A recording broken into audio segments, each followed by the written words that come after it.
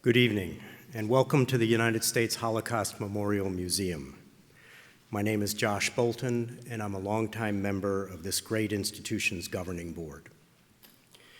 We're honored to have with us this evening the United States Permanent Representative to the United Nations, Ambassador Nikki Haley, who will address the horrific violence that has engulfed the world's newest country, South Sudan. 25 years ago, next April, when this museum first opened its doors, our founding chairman, Elie Wiesel, argued that this institution needed to be, as he put it, a living memorial, dedicated to serving as the voice for those threatened by genocide and mass atrocities, the voice that the Jews of Nazi-era Europe lacked. Wiesel used his remarks on that opening day to implore President Clinton and the other world leaders gathered here to take strong and immediate action to arrest the violence that was then tearing apart Yugoslavia and that would ultimately lead to genocide in the town of Srebrenica. Little did they know then that less than a year later, Rwanda would be engulfed in genocidal violence.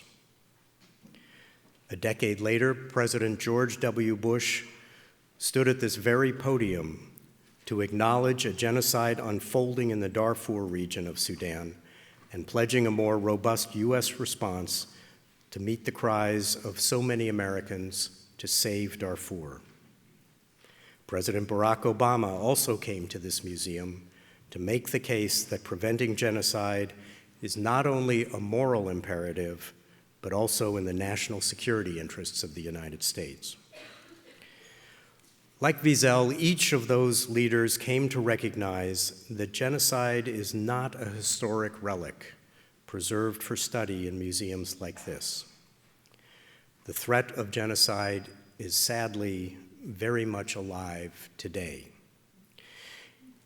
It's alive in places like Myanmar, where nearly 700,000 Rohingya Muslims have been displaced by what this institution has described as mounting evidence of genocide.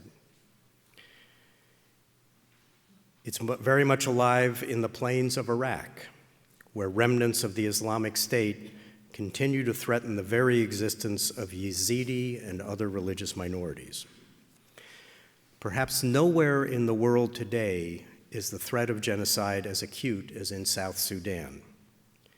And there is perhaps no one better positioned in our government today to speak to that threat than Ambassador Nikki Haley. Ambassador Haley has just returned from a mission to the region to evaluate the situation and to make recommendations on what more could be done by the U.S. and the UN to alleviate the tragic human suffering there.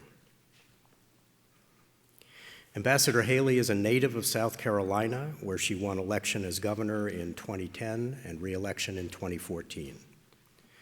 In 2017, she heeded the call to national service. And it turns out she's that rare national government figure whom almost everyone seems to like. President Trump nominated her to be our UN ambassador on his very first day in office, and the Senate immediately confirmed her by a vote of 96-4. To her credit, at the UN, Ambassador Haley has not pursued popularity.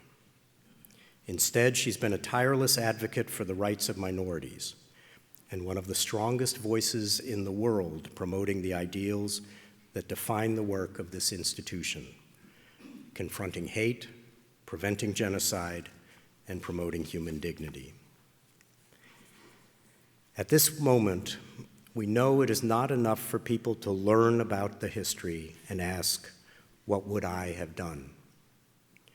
We all have a responsibility to ask, what will we do now? To help us address that question, I have the great honor of welcoming to the stage Ambassador Nikki Haley.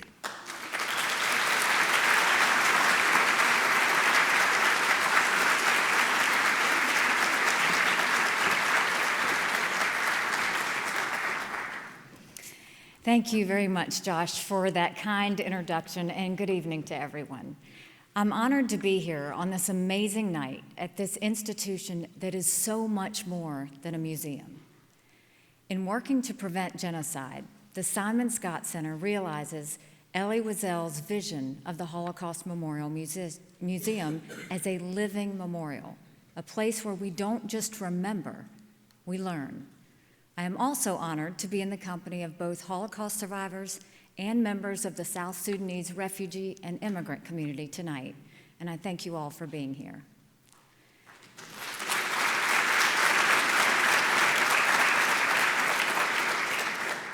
Your stories are painful, but hearing them helps us stay vigilant, and that vigilance helps ensure that these generations of survivors' stories will, God willing, be the last.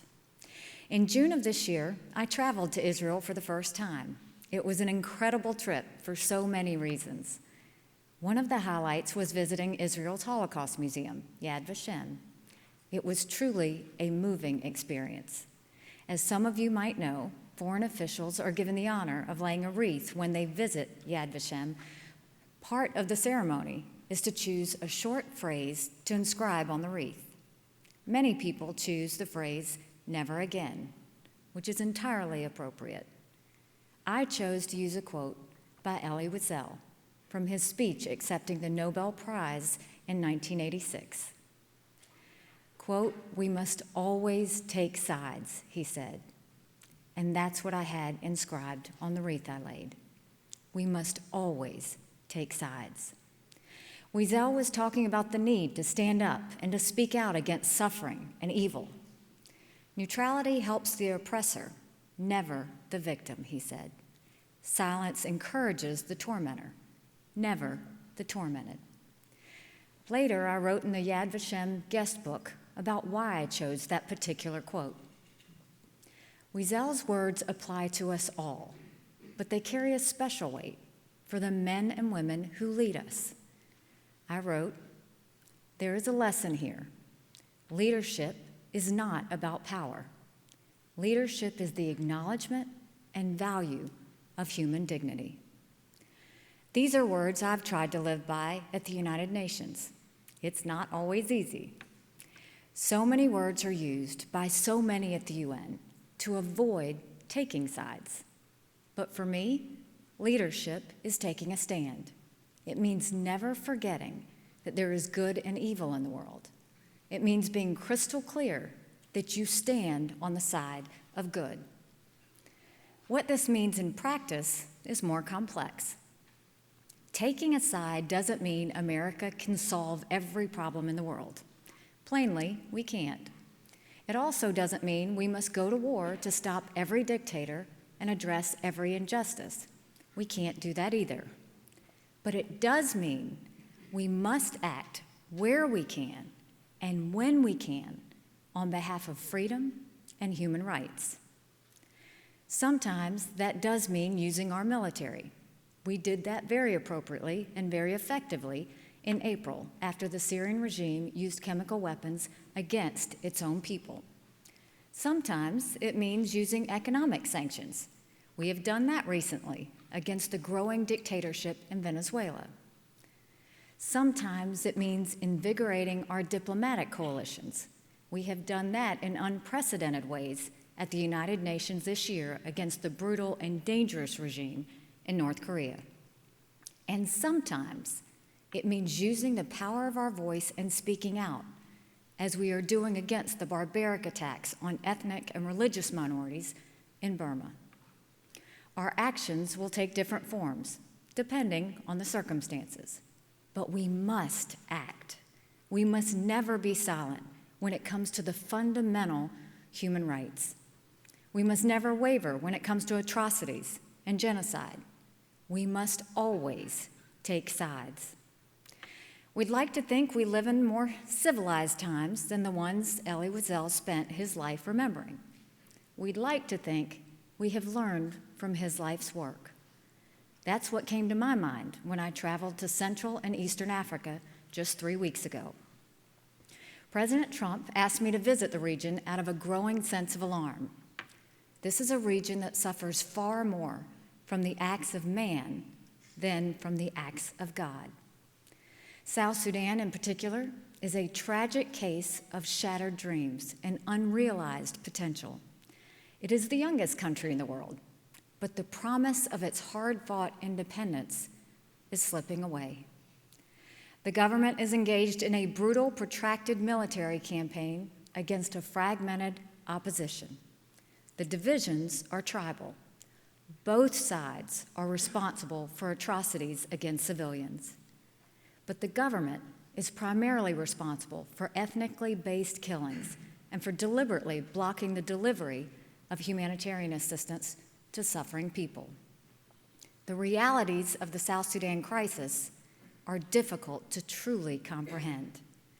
The violence has left 2 million South Sudanese displaced and 2 million more as refugees. Countless are dead. Millions are facing near-famine conditions. Thousands of children, some as young as 7 years old, have been abducted and recruited by armed groups as child soldiers. I knew these facts before I left, and I was alarmed by them. But I'll be honest with you, I was not prepared for the level of suffering that I saw. Nothing prepares you for it. I had been to refugee camps before for Syrian refugees in both Jordan and Turkey. But the South Sudanese refugees live in conditions that make the camps in Jordan and Turkey look like luxury resorts. Entire families are living with nothing but a tarp over their heads. Women are giving birth on dirt floors, floors that have now turned to mud by the fact that it's the rainy season. There is nothing that prepares you for the sobs of the South Sudanese women, nearly all of whom have been raped, sometimes repeatedly. I have never before experienced anything quite like the dazed look in the eyes of the children, with no homes, no schools, and no hope for the future. The effect of the atrocities experienced by the people of South Sudan is in the air of the camps. It surrounds you. This is especially true of the women and children. They have suffered disproportionately in this conflict. Not only can you see it, you can feel it. Whenever I travel to difficult settings, I seek out the women to talk to, and often have events organized so I can listen to local women without any men in the room. I find the women are very honest about their situations, and I always learn a lot from them. At a refugee camp in Ethiopia, I met with a group of South Sudanese women who were almost completely broken by what they'd experienced. Their stories of sexual violence are beyond imaginable. One woman told me about being gang raped. She told me about how the soldiers ripped her baby out of her arms and threw him in a fire. And then they forced her to eat the flesh of her own child. And as she spoke, something even more heartbreaking happened.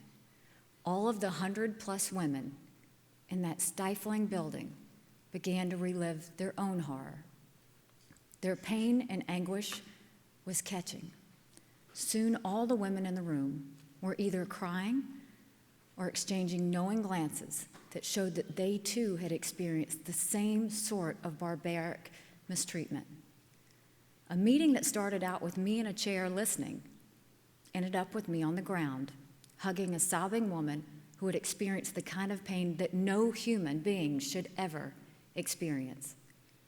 Seasoned aid workers told us that over many years working in conflict zones, they had never seen anything like the atrocities they had witnessed in South Sudan. And the unspeakable violence that is occurring is not random. It is calculated, and it is directed at innocent civilians. It is designed to convince women of their powerlessness, and it is designed to separate young boys from their parents and turn them into cold, remorseless killers. There are many former child soldiers who are traumatized by what they have seen and what they have been forced to do. In one particularly horrific case, there were 2 young South Sudanese boys, brothers. They were forced to watch their mother be tied to a tree and gang raped. Afterward, the soldiers forced one brother to shoot his mother on her left side, and the other brother to shoot her on the right side. They were permitted to stop only when she died. Died of the gunshot wounds her own sons had been forced to inflict on her. You cannot witness something like this and not be deeply affected. No human being should have to live the way these people live. No mother should have the memories these mothers have. No child should feel the pain those two brothers felt. But even in the midst of all the pain and all the suffering, there was dignity. South Sudanese refugees just want to be able to go home and live normal lives. They want desperately to be productive and self-sufficient. The women make small crafts to sell. Some families sell food items out of their huts. The mothers I met were worried more about their children than about themselves. Above all, they were desperate for their children to be educated. Less than half of school-age children in South Sudan are in classrooms, and in the camps, education is virtually non-existent. The children wander around, some naked, some only partially clothed. Most of them don't know how old they are. They are malnourished, they are bored, and they are surrounded by the consequences of hate. In every camp we visited, we asked the children if there was one wish they could have come true, what would it be? In each and every case, they said they wanted to go to school. Americans can always be counted on to try and make this wish come true, to fight for people who can't fight for themselves. But the crisis in South Sudan is not only a humanitarian one. We should help the people of South Sudan out of concern for not just their safety, but our own safety as well. Why do I say this? Because this conflict is planting the seeds of future hate in the next generation. The reality is that all of the children we engage with will be 18 one day. They will be adults, and they'll be uneducated, untrained, and resentful of the conditions they've been living in. They will be prime targets for recruitment by armed groups. If we don't do something about the way these kids are being raised in South Sudan, we might be dealing with them as adults on the battlefield. We must take sides. When I visited the refugee camp, I made sure to take pictures of the conditions I saw there in anticipation of my meeting the next day with South Sudanese President Salva Kiir. My photos try to do what the remarkable photos displayed here tonight succeed in doing, capturing the pain, fear, and pride of the people in the camps. As we drove through the guarded gates and layers of security to reach President Kiir's office, past all of the men with guns, I decided that what I had planned to say was too tame for a leader so bloodstained and isolated from his people. I was still angry from the conditions I had witnessed in the camps. President Kiir is an ex-rebel leader. He fought for many years against the tyranny of the government of Sudan. He understands suffering. He has had major hardship within his own family. For those reasons, the U.S. government at one time had high hopes for Kiir as a leader. While I could have some sympathy for his past, there's only revulsion and disgust with what he has allowed to happen and with what he has himself done to the people of his country. Our meeting ended up being an intense and emotional exchange. I showed him the pictures I had taken in the camps and told him he couldn't deny what they represented. His government and his soldiers have caused the suffering of millions of South Sudanese people. To his credit, he didn't try and deny it. But acknowledgement of evil is not enough. We have to take a side. So I made his choices as plain to him as I possibly could. I reminded him that the United States was instrumental in the creation of South Sudan. I reminded him that we have invested well over $11 billion in his country and in him, and that we are not getting the return on investment that we had expected. We thought we were investing in a free and fair society where children and families would be safe. But South Sudan has become the opposite of that, and Kiir and his government are largely responsible. The United States is both generous and patient, but we are not without our limits. Entire generations are being lost in South Sudan. Families are being destroyed. We cannot and will not look away. What makes the situation so frustrating is that it is not hopeless. There is a way to end the violence in South Sudan. There is a way to resuscitate the 2015 peace agreement. The leaders of that country need to take responsibility and seize this opportunity.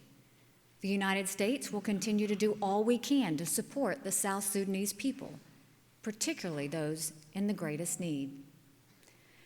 I laid out a series of things we expect from President Kiir in the near future, and a series of things he will face if he does not deliver. Time will tell if he makes good on his commitments, and time is short for him to do that. But already, there has been a promising sign. Yesterday, the United States got word that President Kiir has issued an order requiring free and unhindered access for humanitarian groups in South Sudan. Now, Kiir has broken his promises before, so again, time will tell. And again, we will judge him and his government by their actions, not their words. But this is a welcome sign of potential relief for the people of South Sudan. We will be watching to see if their government lives up to its word. In the meantime, the world needs to hear more about the horror the people of South Sudan continue to experience. And that brings me back to Elie Wiesel. Much of his Nobel Prize acceptance speech is an imagined conversation between him and a young boy who was killed in the Holocaust. In his speech, Wiesel pictures the young boy turning to him when he is an old man and saying, quote, "Tell me, what have you done with my future? What have you done with your life?" In fact, Wiesel spent his life being a voice, keeping a memory alive. He kept his promise to that young boy.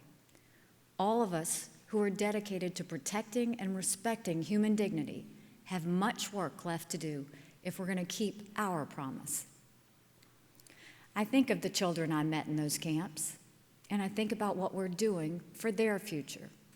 I think about how we're living our lives to advance our common humanity. The Simon-Skjodt Center and the men and women who support it are beacons that will guide us in this work. You remind us of the good and evil in the world and give us the wisdom to know the difference. You recognize the sin of indifference. You refuse to be silent. You have taken a side, and for that, the world owes you a great debt. Thank you very much, and God bless.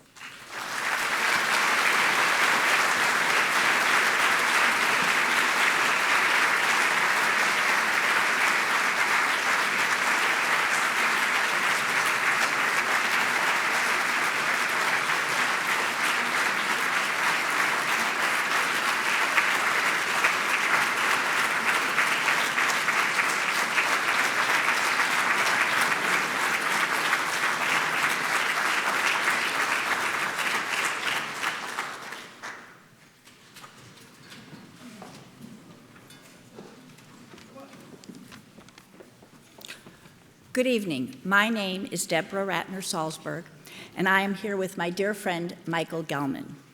We would like to thank Ambassador Haley for her very difficult, moving, and remarkable remarks. We are very happy she was able to join us for this important program.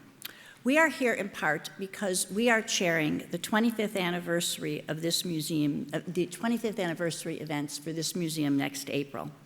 But we also come with deep passion and pride for this institution. Nearly 25 years ago, the museum opened its doors to great anticipation, and our families were very proud to be part of that opening. The museum was founded, as you have heard, not only as a living memorial to the victims of the Holocaust, but as a living memorial. This meant that while the first task of the institution was to remember the victims of the Holocaust, It is inextricably linked to the idea that the tragedy should also inform and inspire our efforts to help prevent the next genocide. This work is carried out by the museum's Simon-Skjodt Center for the Prevention of Genocide. Using the moral authority of this institution and the backdrop of the Holocaust, they are working to bring greater public attention to these conflicts and working with policymakers and researchers to advance our understanding of why these tragedies happen and what more we can do to make never again a reality. That is the commitment we made to the survivors and the victims of the Holocaust when the doors of this institution opened in 1993. Debbie and I are immensely proud of our many years of involvement with the museum, and over these past nearly 25 years, it is programs like tonight that reflect the importance and relevance of the museum's work. Thank you for coming, and we would like to introduce this evening's moderator, John Temin. John is currently a visiting fellow with the Simon-Skjodt Center and has worked on Africa, conflict, and governance issues for more than 15 years as a member of the Department of State's Policy Planning staff and as director of the U.S. Institute of Peace Africa program. We are pleased to welcome John to the stage with tonight's panelists.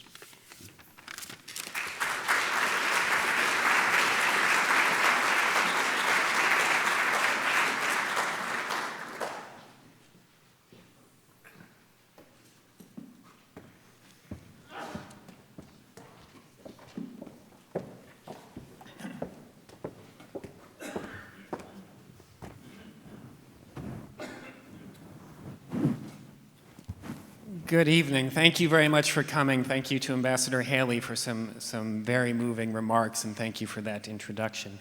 So what we are going to do now is we're going to have a conversation with three very well-positioned panelists to talk about the crisis and the war in South Sudan. And I'm going to have a conversation with them for about 35, 40 minutes or so, and then we're going to open up to some questions from the audience. Let me briefly introduce the panelists who we have here for this conversation. First, immediately to my left, is Simona Foltyn. Simona is an independent journalist, writer, and videographer who focuses on armed conflict, human rights, social justice, and development in East Africa and the Middle East. She has been deeply focused on South Sudan since 2014, soon after the war erupted. Most recently, she has been traveling in South Sudan throughout the country on behalf of the museum to report and to do video projects on the crisis and on the war. Next to her is Jason Patinkin. Jason is also a journalist and photographer who has focused deeply on South Sudan since December of 2013 when the war erupted. He's been writing many stories as a wire reporter for Reuters. Much of what we here and elsewhere learn about South Sudan is coming through Jason's excellent reporting. And he has been traveling with Simona on behalf of the museum, documenting some of the atrocities and some of the suffering. Finally, we have Nyagoah Tut. Nyagoah is a lawyer and human rights activist who previously worked for Amnesty International in South Sudan, documenting human rights abuses. She is also a member of what is called the South Sudan Young Leaders Forum, which is a group of young South Sudanese leaders supporting peace, reconciliation, justice, and state building in the country. And she is currently pursuing her LLM at Harvard Law School. We're going to start, Jason, with you. And for those in the audience who have not been following this conflict and this war closely, which started in 2013, please just spend a couple minutes bringing us up to speed and giving us the contours of this crisis. Thanks, John. First of all, before I begin, I have to thank the museum for all of their support, both for organizing this event to bring the issue of South Sudan to Washington, D.C., and also for supporting our journalism. Journalism in South Sudan is difficult and it's expensive, and it's really amazing what the museum is doing to help us report on what's happening. Looking at the conflict since 2013, so in July 2013, President Kiir fired his vice president, Riek Machar, and amid some political tensions between them, in December of that year, this broke out into violence in Juba, where troops loyal to Kiir basically went door to door. There was a skirmish in a barracks, and then troops went door to door and executed many ethnic Nuer citizens of South Sudan. It's not really known how many were killed in that initial Juba massacre. Almost immediately, conflict spread throughout the northeast of the country. You can see on the map the states of Jonglei, Unity, and Upper Nile. Nuer soldiers and civilians took revenge on their Dinka neighbors, many of them civilians, committing horrific atrocities against them. Other tribes were pulled in, and the northeast of the country was engulfed in a cycle of violence. Eventually, in late 2015, there was a peace deal signed between Kiir and Machar, but this was not implemented basically at all. And it fully collapsed in July of 2016 with a battle breaking out in Juba and Kiir's forces pushing Machar out of the country to Congo. And since then, the war has spread across the country's southern region. You can see western, central, and eastern Equatoria. Or there it says, under Juba, that's central Equatoria. And then also in the western Barghazal region. And so we have a dry season coming. Usually in the dry season, the fighting gets much worse, and that begins in a few weeks because the military trucks can move over the roads. Can we pull up the next photos? Is that possible? Yeah, so I think now the state of the country due to this war is twofold. On the one hand, you have civilians, and they are basically displaced. Perhaps a third of the country's people are out of their homes in refugee camps, hiding in the bush, or in displaced persons camps, essentially dependent no longer on their governments for services, but on humanitarian aid. And so this is the civilian side, and many of these civilians are out of the country. And then if we could show the next photo. Oh, I think it was another one, actually. There we go. And then South Sudan now is no longer a country for civilians. It's a country for soldiers. That national anthem, which talked of freedom and prosperity and peace and harmony, it's mere words now. This is a photo of a soldier, a rebel soldier, in a town called Lopo in the Kajukeji region, and there are no civilians there. It's a land for soldiers now, and this is where we're at just 5 years after independence. Thank you. And so, Simona, as Jason was talking about, the war has really intensified over the last year and a half in the southern part of the country, the Equatorias, which were relatively peaceful beforehand. You and Jason have been traveling extensively in that part of the country in particular. So tell us a little bit about what you're seeing and about how the Equatorias are affected. Yeah, so basically what we're seeing is an insurgency by the rebels, a brutal counterinsurgency, and then the civilians are basically paying the price for this. I think in comparing what's happening on the ground now, it's always helpful to look back what things used to be like early, and both Jason and I reported in Equatoria before the war moved there in July 2016. Equatoria really used to be South Sudan's most developed region. It had the highest literacy rates. It was producing a lot of agricultural produce, which was being shipped north to some of the areas in South Sudan even after the conflict began, basically feeding people further up north, and it remained stable throughout the first part of the conflict. Now, all of that changed in July 2016 when the peace deal essentially collapsed, and basically right now Equatoria is the main theater of war, with journalists like us, but also aid agencies and the UN peacekeepers really struggling to gain access to see what's going on there. What we've found on the ground is basically that very large parts of this region are being depopulated. Because of systematic attacks on civilians, which Ambassador Nikki Haley spoke about earlier, there was a very large exodus of people from Equatoria fleeing to Uganda. Over 1 million people have fled. Maybe we can bring up the photo of the civilians walking. So we met these civilians in Kajukeji, basically leaving South Sudan with the belongings that they can carry on their heads to go to refugee camps in Uganda. And 1 million people have fled this region since the war began there. Now, what that means that these idyllic farming communities that we used to see in Equatoria have basically turned into ghost towns. So if we can go to the next picture, what we find instead is basically a lot of burnt houses, looted schools, ransacked clinics, and most strikingly, really no civilians. On our last trip, we didn't meet a single civilian.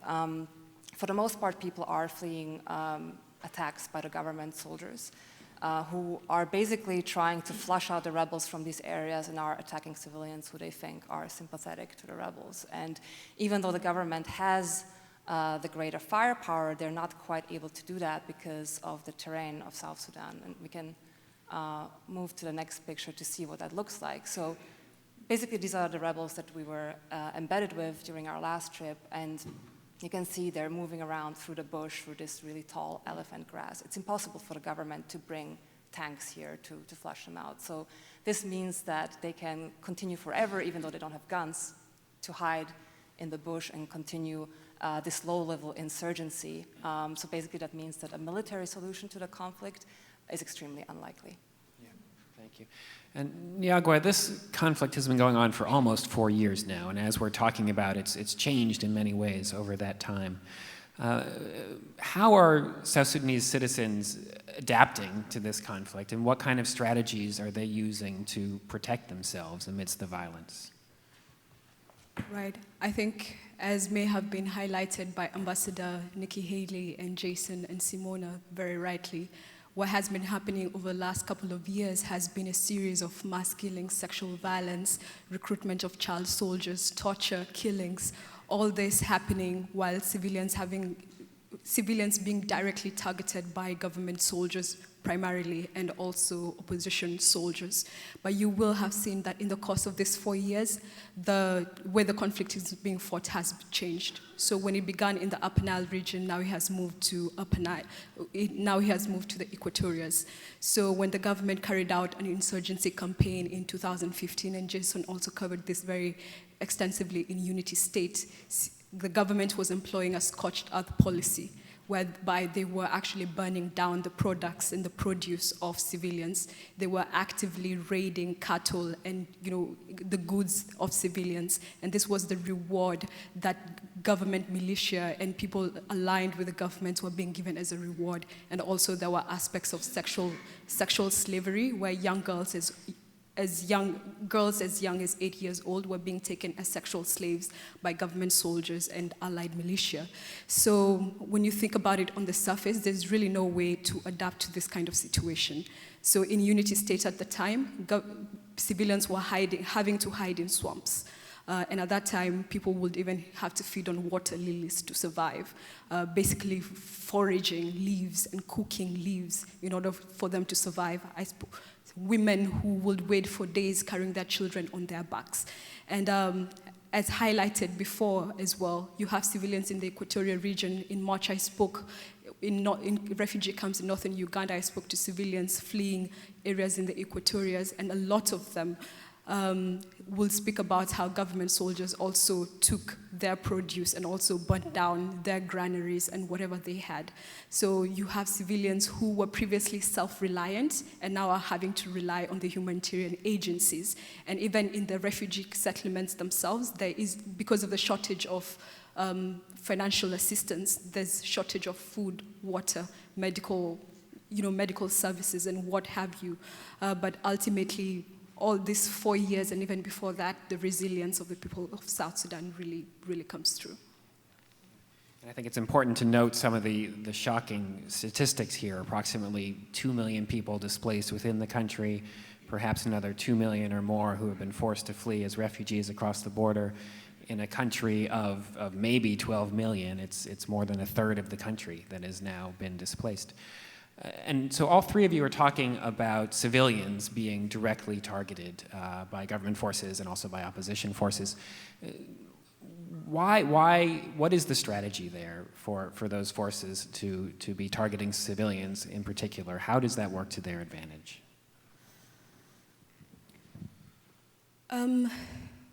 Well, civilians are being targeted primarily, like the case in the Equatoria.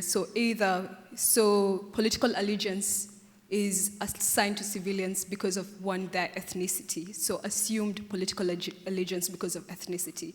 So simply because you are Nuer and Dr. Riek Machar, who was the vice president back then and then became the leader of the opposition, is Nuer, then Nuer women were attacked, civilians, Nuer civilians were targeted by government soldiers and the like. And the same thing with the Equatorians as well. So even though civilians have nothing to do with the conflict, they're just in the middle of, this infighting between government forces and rebel forces. So the same thing with at the time when the conflicts began, opposition forces also attacked civilians of Dinka ethnicity. Recently, in the government offensive earlier this year, government forces actively attacked Shilluk, persons of Shilluk ethnicity, and pushing them out of their home and the Shilluk kingdom, essentially. I think I absolutely agree with that, and I think to me, what I remember the most in terms of the testimony that exemplifies that how the government is using ethnicity as a proxy was an interview with a woman who was raped by 4 government soldiers. We interviewed her in a refugee camp in Uganda, and I asked her, why do you think they did that? And in the beginning, she didn't quite want to answer the question because it's obviously a very difficult topic to talk about, but in the end she said, they want to punish us because those are our brothers in the bush. And it is true that the rebels draw many of their fighters from the same ethnic groups as the civilians, and they end up getting punished for it. But of course, now we're blaming most of the atrocities right now on the government, which is what is happening in this latter part of the conflict. The rebels also committed really bad atrocities in the beginning, and just because these are the dynamics right now, don't mean that the rebels are really better, right? If they were put in a different environment where maybe the civilians are Dinka, I would probably expect that there would be a lot of atrocities being committed by the rebels as well. And it's worth looking historically. I mean, this is how war is fought in Sudan and South Sudan. And let's be honest, this is how war is fought everywhere. Civilians are targets. They're not supposed to be, but the reality is that they are. And so if we look back for the decades of war in Sudan and South Sudan, the tactics that the successive regimes in Khartoum used against their perceived enemies, the tactics that were used between Southerners against each other for decades were scorched earth tactics, were targeting civilians, trying to subdue, trying to terrorize the other and subdue them so that you can take their land, so that you can take their, so that your population is greater than theirs, so that you have more of a political constituency. And this is a continuation of that. So I think there has to be some acknowledgement that this is a system that has been in place for a long time to target civilians. And breaking out of that system is no easy task, but it is a task that the international community needs to take up to break this cycle of violence against civilians that's been going on for decades in this area. Yeah. And as we talk about violence against civilians, one of the shocking aspects of the war to me is the fact that there actually is no estimate of how many people have been killed in this war. We do have these estimates of people displaced, of refugees, but we simply do not know how many people have been killed. And that sets South Sudan apart in some ways from other conflicts where there are more established numbers in play. Can you talk a little bit about why it is difficult to understand how many people have been killed and what kind of efforts may be underway? I mean, this is something that's extremely frustrating as a journalist because for years now I've been saying tens of thousands may have been killed, and there's just no figure. I think in large part this is because the way violence occurs in South Sudan, it's very different from, let's say, Syria, where you have an organization like Air Wars that is tracking casualties, that gets data from, let's say, military organizations, from citizen journalists, from all kinds of sources, and tries to put a casualty number out there. In South Sudan, you don't really have internet connection or mobile data in a lot of these places. You don't have citizens who are posting things on Facebook to keep track of these things. And a lot of the times the violence occurs in places that we can't get to because it's simply so remote, so difficult to get there. So very rarely we will actually witness violence. Like, I have not actually seen it myself, very rarely, unless, for example, during the battle in Juba in 2016, we did actually see it, but that was very rare. Usually we arrive after it's done. We speak to the victims. Very rarely do we find mass graves. So it's extremely difficult, but it's not impossible. For example, there was a household survey that was done in Southern Unity when that was taking place, and basically they concluded that within 1 year, in just this one area of South Sudan, 10,000 people had been killed, and out of that, 8,000 had died because of violent deaths, and that was just in 1 year in one area. But that went to show that it's possible if you allocate the resources and if you have the political will, that you can quantify that. But otherwise, it's just very difficult to actually witness it. And jumping on that, I think there are some photos of a recent funeral that I reported on. Yeah. So these photos here are. It was just like a couple weeks ago at the border of Uganda and South Sudan. So this was one person who was killed, being buried here. His name was Evans Duku, and he was killed on a Friday, and this photo was taken on the Sunday. And I'm not sure who killed him, but it was during or just after an attack blamed on government forces on an IDP camp. Most of the IDPs, the internally displaced people, had already fled to Uganda by the time it was attacked. But I think it's important to show that it is possible to document when people are killed and who is killed. But the problem is that we don't have people going up and doing these things. This is the woman in blue is the sister of the man who was killed. Just in the last month, I was spending a lot of time up in the refugee camps, and I went to 4 different funerals or memorial services, because in some cases they couldn't actually get the body out of South Sudan and bring it to Uganda. And I just want to read the names of those people who were killed. There was a guy named Oliver Wani. He had gone back from Uganda to look for food, and he was shot next to someone named Yassine Morel, who had also gone back to look for food in South Sudan because there wasn't enough food being given in the refugee camps in Uganda. And then there was another one named Ale Alex, who was killed in September, also going back to look for food. I mean, this was just me as a freelance journalist, talking to people in the refugee camps, asking around, talking to church leaders, and just in like probably a total of a week. The woman in black is the mother of Evans. It's just in like a week of total of being up there, I confirmed those 4 names of people, and like went to the actual services where like the family was there and was remembering them.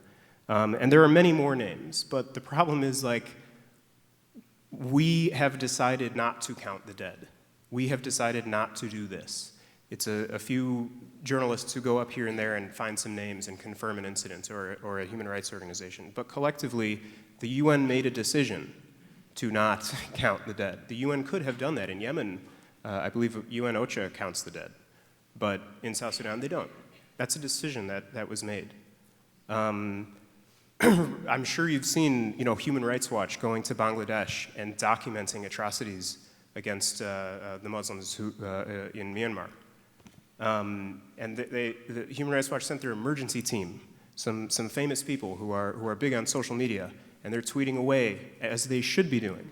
And I wonder, well, 1 million people came to Uganda, and Human Rights Watch didn't send their emergency team there to talk to the refugees coming in from Equatoria. The UN's Commission on Human Rights in South Sudan was just in Uganda like a month ago. They didn't even go up to the refugee camps. Like, we've chosen not to count the dead. And if we put the resources and we go there and talk to the people, they know who died. They know their relatives who died. And they'll tell us, and we can document that, but we have to choose to do it. Nyagoah, I want to ask you, because I know you've been paying particular attention to justice and accountability issues in South Sudan. And for many South Sudanese, those issues are deeply important. And there is some halting progress towards holding those accountable, but it's young still. So tell us a little bit about what's going on concerning holding those responsible to account, and whether in the long term you are optimistic that that will happen. Thank you, John. I mean, I think the statements on counting the dead are a great way to lead into this question on justice and accountability, because in exactly being able to know how many people died and who is dead, it's also part of that healing process and that memorialization process for us to reckon not only as individuals or families, but also as a nation and as a country. We've gone through decades of war, but these decades, in all these wars that have been fought, even prior to this 2013 conflict, there's been nothing to show us the historical record of this conflict. No one has been held to account. Now, when the conflict broke out in 31st December 2013, the African Union established a commission of inquiry. They set up this commission of inquiry to try and understand what was the genesis of conflict and what was and who was responsible at the time. And that commission then went on to recommend a hybrid court that will compose of South Sudanese judges and also international judges in order to hold persons with the highest responsibility to account. Now, this hybrid court is yet to be set up, and even if it is set up, we will go back to the issue of evidence collection. Because even if the court is set up today and there has not been sufficient investigation and sufficient evidence collection that is done, including, the names of the persons that have died, a proper accounts of, a proper investigation into allegations of genocide, mass killings, sexual violence, all the cases that all of us have been documenting and reporting on over the last couple of years and by other organizations and international organizations. So yes, there has been a tussle between the African Union and other bodies regarding what should come first. Should we go for peace and stability first, or should we go with accountability? And this has been the major impediment in the setting up of this hybrid court, because the African Union and the neighbors of South Sudan believe that this court, if established, there will be no peace. But on the contrary, I think there have been cases whereby accountability has gone hand in hand with stability and establishing peace. And so far, everybody has tried the let us establish peace option. We're 4 years into this. There's no peace yet in South Sudan, and peace seems further and further away, and the solutions for these conflicts seem further and further away as well. And I think in some cases, like in Sarajevo, there were investigations actively taking place, even when the conflict was going on. So why are we not doing the same for South Sudan? Why can't we establish an evidence collection mechanism that would continue to ensure that the very critical evidence, because people lose their memories fade. In such in topography like South Sudan, evidence gets lost, it can be destroyed when people realize that one day they will be held to account. So it's very critical that today we collect that evidence, because at the end of the day, it's not, how the war was fought. It is the narrative that is told after the war is over. And I think, if I just may add to that, in the absence of accountability, you just have this endless cycle of revenge, where people want to basically avenge their brothers and sisters. So you end up having these deep rifts within the different ethnic communities who just decide to take justice into their own hands. Simona, you mentioned in answering a previous question about some of the frustrations of being a journalist in South Sudan, and I want to just ask you both a bit more about the experience of being a journalist in this context and how you are finding trying to bring these stories to the world and the challenges you find trying to bring these stories to the world, because there's a lot going on out there, and unfortunately South Sudan does not get that many headlines. How is it coming from your perspective? Well, it hasn't been easy covering South Sudan. Access has always been a big problem, getting to these places and actually being able to report. That has gotten substantially more difficult since the beginning of this year, because the government has either banned or kicked out about 20 foreign correspondents. So that hasn't exactly, and I was one of them, that hasn't exactly helped getting facts out to the world. And of course, this is just a foreign correspondent. South Sudanese journalists have long faced harassment and arrests, even death, for simply doing their job. So This has basically left us with two choices. Either you stay in government areas and you significantly self-censor for your own safety, or you do what Jason and I are doing and you go to rebel-held areas, which is obviously a very risky undertaking. So that in itself has been a challenge to just get the story, and then, I mean, placing it with international media hasn't been exactly easy either. Yeah, on that latter point, I hope that the wire services have covered it well, because I work for the wire services. But the reality is the major networks, the major U.S. networks, for instance, just haven't covered it. Maybe one or two stories here or there. We've been very fortunate to do a couple pieces for PBS, but otherwise, I mean, you know, the number of major TV news network stories on South Sudan from the ground in South Sudan in one of the biggest wars on earth, like, you can count on one hand. I mean, those are priorities, those are decisions that are being made, and it's inexcusable. And Nyagoah, in your introduction, I mentioned your work with the South Sudan Young Leaders Forum. And so I'd like to spend a minute on what youth in particular are doing in South Sudan. There are many efforts going on, and they're impressive, and a lot of it is preparing for the day when things might change, when there's an opening for a more concerted effort to peace. But please tell us about those efforts. Right. I think in the context of peace mediation, peace negotiation in South Sudan, there were large segments of society that were left out from the IGAD-led peace process in 2014. And a major section of this were young people, the youth. So I should say women and civil society were also largely left out, but primarily young people. And young people were instrumentalized by both sides of the conflict. For instance, recruitment was taking, majority of the fighters in both sides are actually young people.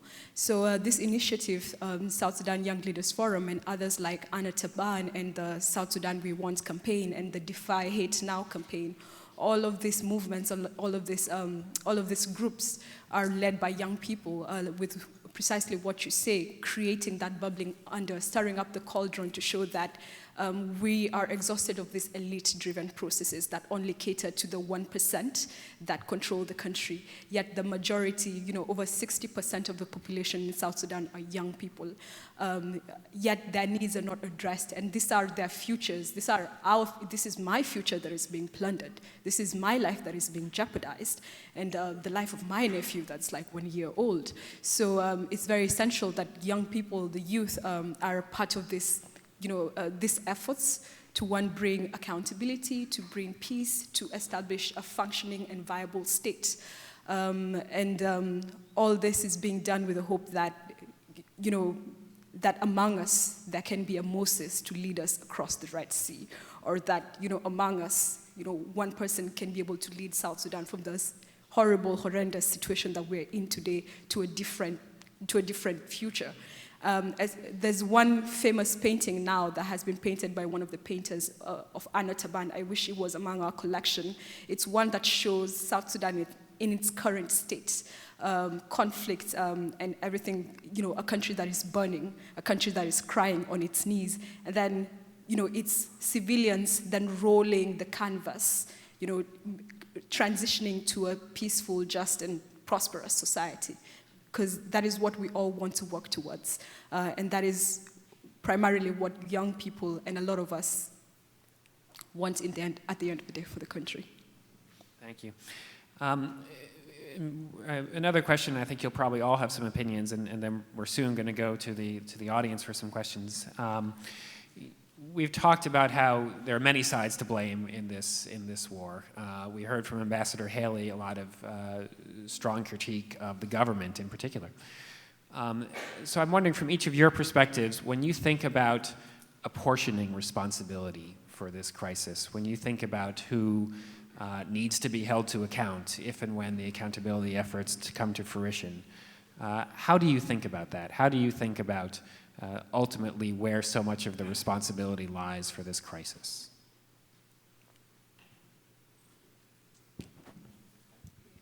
There are a lot of names, which I don't have to go through here, but they're listed in many. I mean, there have been so many human rights reports, right? And so many experts reports, and so many journalist reports, media reports, who name the people who gave the orders allegedly in certain places, right? In certain campaigns. So it's not like it's unknown who's at fault for specific instances of atrocities. But I think this goes back to what you're saying in that, okay, well, where's the accountability for that? We know who's done so many things, but where is the accountability? And that, I think, has to come from outside, because it's clear, given the state of the judiciary in South Sudan. I mean, a Supreme Court justice just resigned a few days ago, saying that it wasn't an independent institution. So this has to come with pressure from outside. And I think that's the question that needs to be posed to Ambassador Haley and others is, okay, you've talked tough. What will you do? What will you do to actually end this war and actually bring accountability? So we know who's been causing problems in South Sudan. Now let's reflect on ourselves and other foreigners, whether in the region or in the wider international community, and see, okay, well, what haven't you done and what can you do?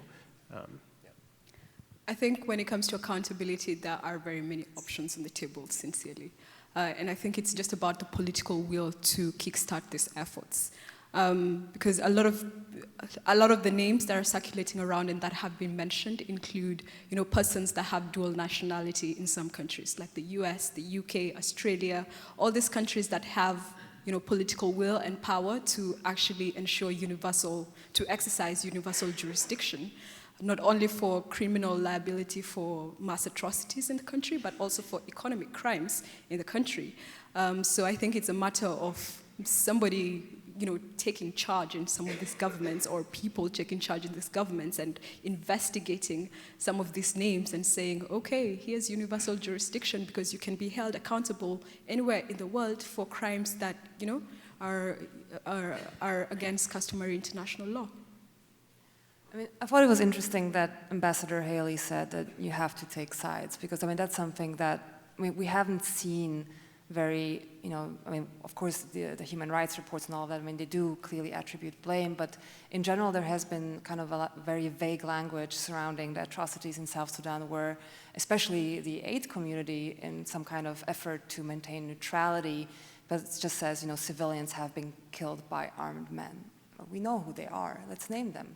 I always name them, Jason always names them, Amnesty names them, but it's still, there's kind of this general atmosphere of, let's try to not anger these people, let's not try to lose access by actually naming the people who are responsible. So I think it starts with that, actually just saying who is responsible, and then once you have that, then you can follow up and actually pursue accountability. Thank you. So we're going to switch to questions from the audience. Please raise your hand, and we have some microphones that will come to you. I'm going to take 2 or 3 questions at a time, and we'll try to get through a few rounds. I would ask, please, to keep questions short, because I suspect we're going to have a lot, and we want to try to work in as many as we can, and I would ask you to please stick to questions. I see a hand right here. Let's start there, please.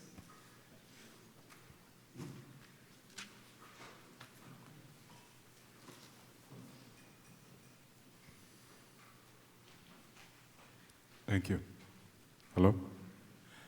Yes, my question relates to the way forward, which of course it's a very simple question, but given the complexity of the South Sudan war, it's a very dynamic and very complicated question, because one of the things that's very clear is that South Sudan is a militaristic society. Since 1956, South Sudan has known war throughout its entire existence, more or less. So these are people who are used to carrying guns, used to getting their way. So the way you get your way is just use your gun, and this is what has happened. And so the leaders of the country, this is what they've done. If you don't get your way, you pull out your gun, then you get your way. You become a governor, whatever you want, of land or whatever. But What makes it worse is how it impacts other people, like we're talking about NGOs and other folks. If you want to stay in South Sudan, you have to keep your mouth closed. Not only will they prevent access for you, they can also threaten you, they can rape you, they can, you can disappear. This is a reality. I myself am a survivor of South Sudan. I had to run last year, just like everyone else, even though I'm an American, an ex-military person. The experience had me in the hospital for most of this year, actually. If you disagree with South Sudan and its leadership, you will have trouble. Everybody knows that.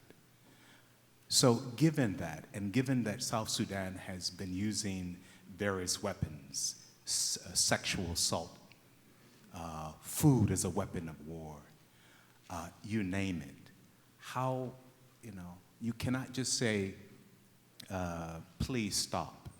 And the president has said in his Deutsche Welle, his interview with the Germans, he didn't acknowledge the millions of people that are refugees and IDPs.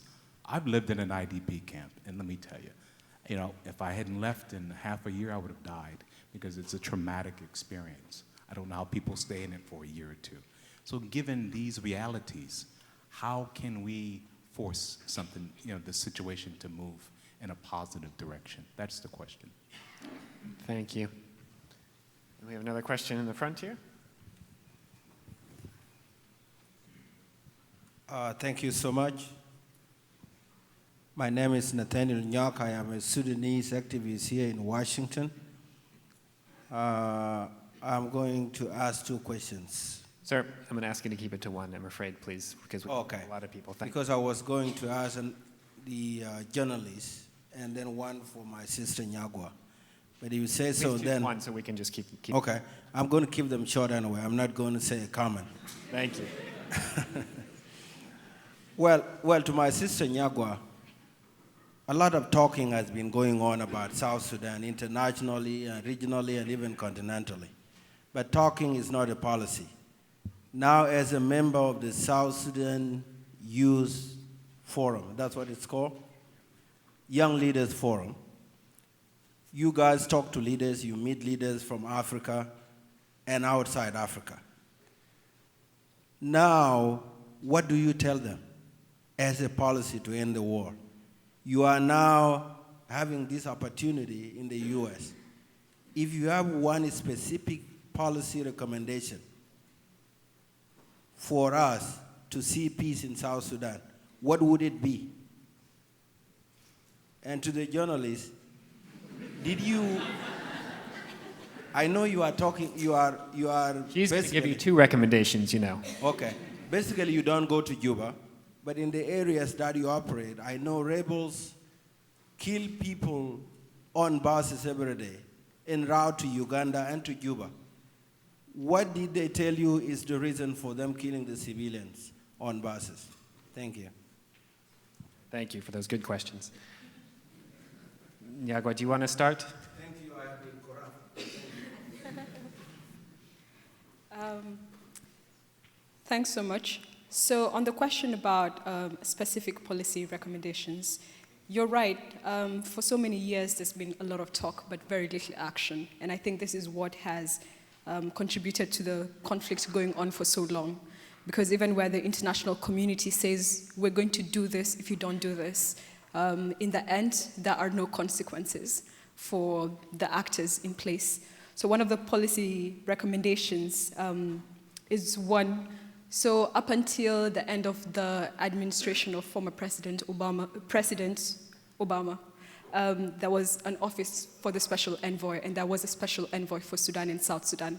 I think as a way for the US government to remain engaged very closely with the situation, they have to appoint a special envoy for South Sudan. So that's one thing.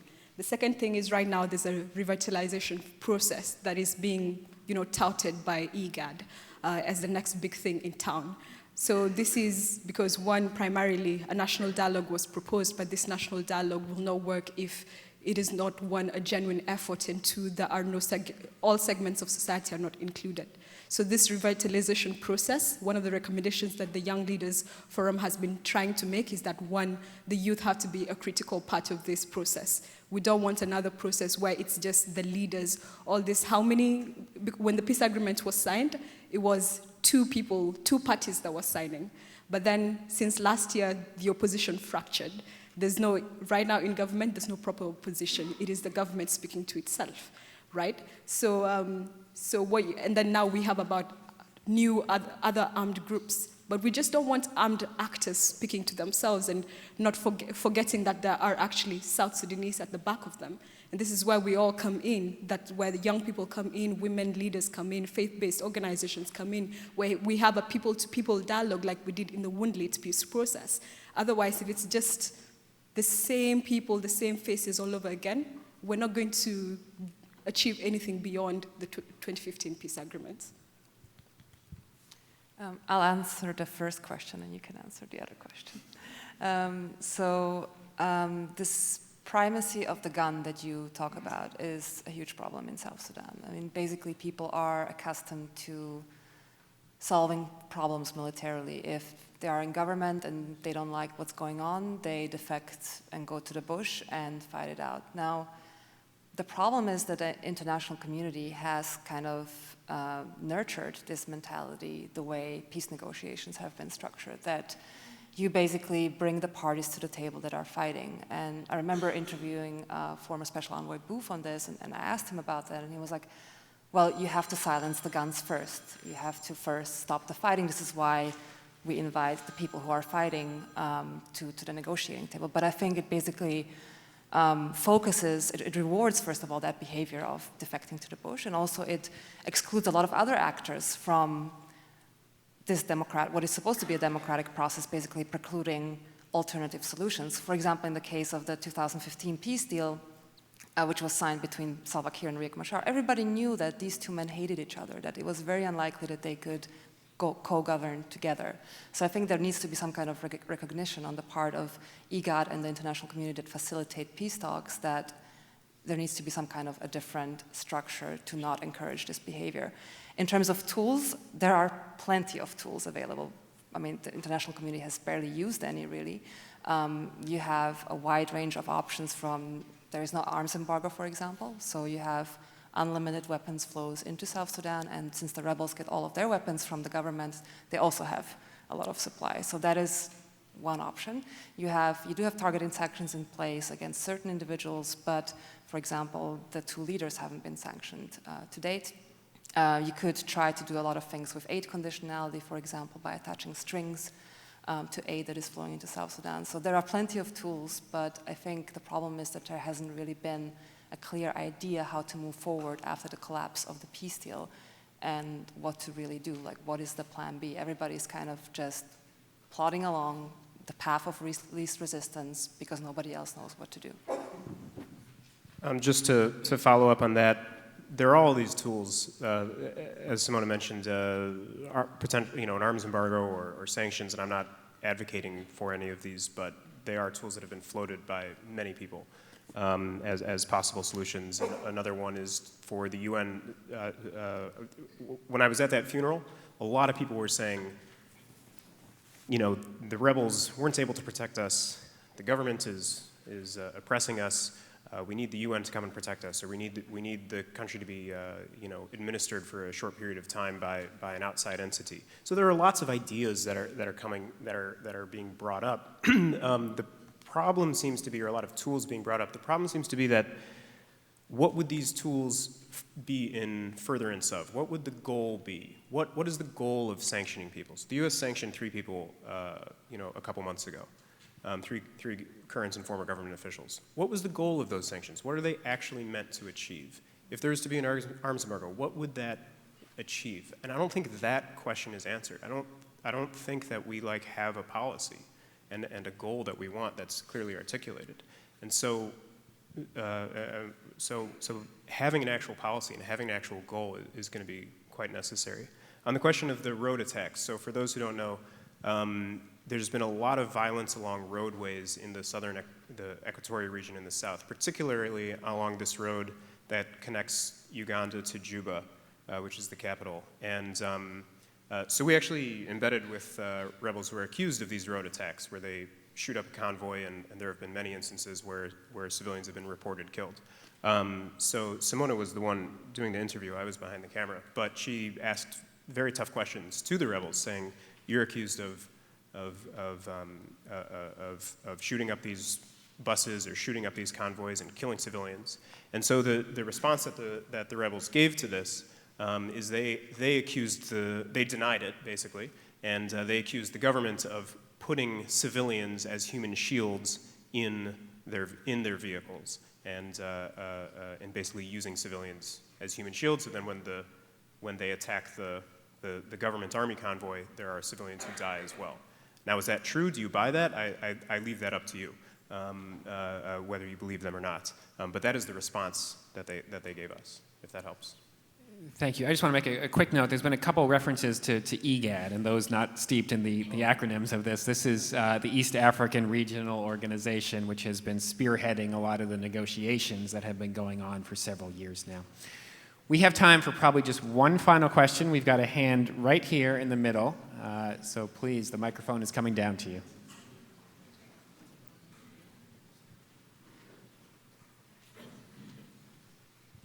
Hi, I could go on and on, but I'll keep it very short. I want to go back to the very basics and talk about food and food distribution. And my interest in that is because right now, myself, along with a small group of people, has started a campaign to, and we're working with the World Food Program USA to raise funds for food for the people of South Sudan. It's called the Silent Guest Campaign, and it's going on right now. And so I'd like you to talk a little bit about food distribution, how it's getting to people. And I know there was talk about food as a weapon of war, but how are the people of South Sudan being fed? Good question. So food is really complicated in South Sudan because food is a commodity. It's worth a lot. People fight over food. People fight over food aid. Food aid is not always distributed in the most ethical way, or maybe let me rephrase that. How food is distributed is sometimes a bit controversial, and food doesn't always get where it's supposed to go. So when it comes to but food also saves lives, right? Because people need food. So I was just in the northern Uganda refugee camps, and there, due to logistical issues and possibly also lack of funding, food was not distributed in one camp for almost a full month. And so then people started going back to South Sudan, and then they were killed, like some of those names I mentioned. So ensuring a constant pipeline of food to the northern Ugandan refugee camps would absolutely save lives, because it would mean that people don't feel forced to go back into a war zone to forage. So that's one part of it. Looking inside South Sudan, it's quite complicated. I mean, soldiers steal food aid a lot. Sometimes I know on a couple of instances where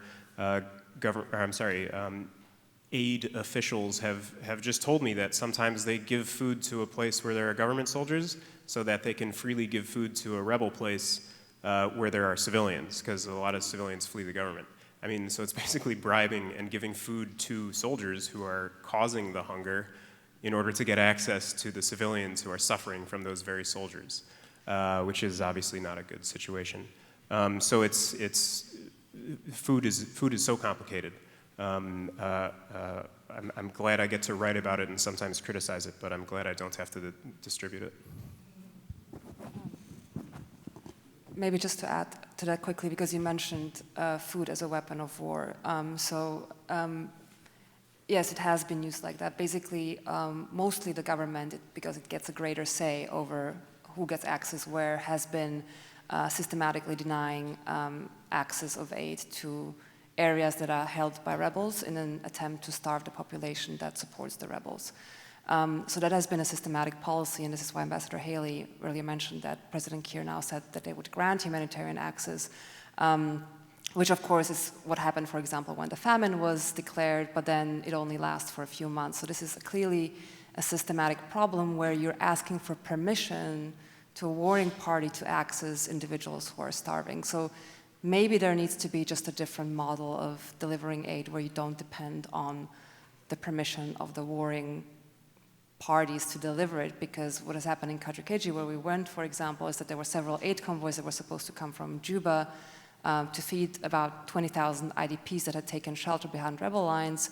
All of them were turned back. And basically the only way aid organizations could deliver aid was by sneaking in unofficially through the Ugandan border. So clearly there is a systemic issue here that somehow needs revisiting, and this is a very big risk, but there is just no better solution, I think, at the moment. So that's why people just keep doing it, and in hope that some of this aid trickles down to the people who need it. But clearly it's highly politicized, and it's a big problem.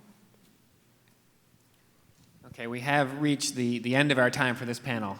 So I want to say a big thank you to our panelists, not only for what they've shared with us tonight, but for the work that they have been doing and will continue to do that is so important on South Sudan. We're not quite done. I'm going to hand the microphone over to Cameron Hudson, the director of the Simon-Skjodt Center for the Prevention of Genocide, to conclude. Thank you, John. We're very close to done, though. So I just first why don't we give our panelists a round of applause.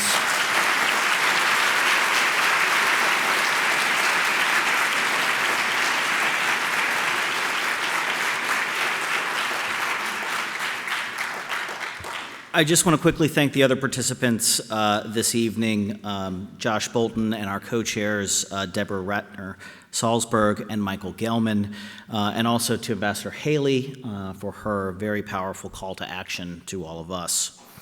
I wanted to close just by reminding everyone who might be here for the first time or who might be wondering why they came to the Holocaust Museum for an event on South Sudan, that this institution was founded to focus on complex questions, and in the words of our founding charter, to alert the national conscience when the crime of genocide is threatened. And this is what has brought us here tonight. And it's what you'll experience if you come back to the museum next month on December 5th, when we open a new exhibit on Syria and the crimes being committed in Syria, entitled Syria, Please Don't Forget Us, which will examine the conflict there and the widespread practice of detainment and disappearance that has occurred to over 100,000 people there. And it will be told through the story of one individual who escaped detention in Syria. So I hope you come back for that, and I hope you come back next year when we will open a new exhibit on our 25th anniversary entitled Americans and the Nazi Threat, which will look at America and Americans' role in responding to the threat of Nazism, and will explore questions about what America knew and what we did and what we did not do, and why we did not do more to save Jewish lives during that period. And I think this is an important question because it's one we have asked in many ways tonight, and which we will continue to answer and ask at this institution. So with that, I wanted to invite everyone outside onto our plaza, where these photographs and more, and another video shot by Jason and Simona, will be on display tonight and all week on the exterior walls of the museum. I want to make one last housekeeping reminder, which is probably the most important. Please get your coat from the coat check, because you will not be allowed back into the museum to get it. Thank you all for coming tonight.